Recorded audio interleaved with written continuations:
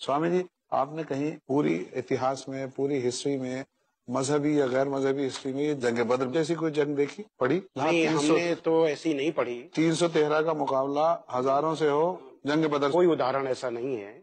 सबसे बड़ी चीज ये है कि जो महान लोग होते हैं, महापुरुष होते हैं, वो बुराई का मुकाबला करने से डरते नहीं हैं, लेकिन समय और परिस्थितियों को देखते हुए कुछ समय के लिए बुराई से दूर हट जाते हैं। अल्लाह का हुक्म सूरह 7 आयत नंबर 199 में आया, जाहिलों से किनारा कर लो।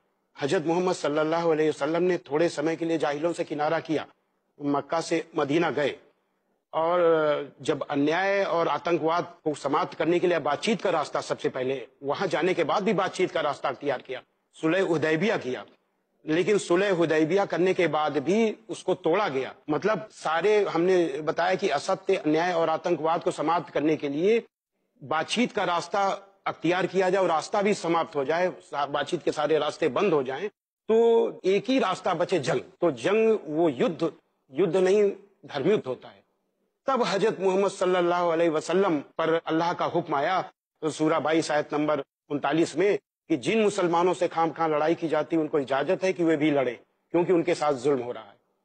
तो कुरान मजीद की विशेषता ये है, अल्लाह के हुक्म की विशेषता ये है कि धर्म को देखते हुए उस युद्ध को मर्यादित किया गया। सूरह 2 आयत नंबर 190 में कहा गया कि जो लोग तुमसे लड़ते हैं, तुम भी खुदा की राह में उनसे लड़ो, मगर ज्यादती न करना, कि खुदा ज्यादती करने वालों को नापसंद करता है।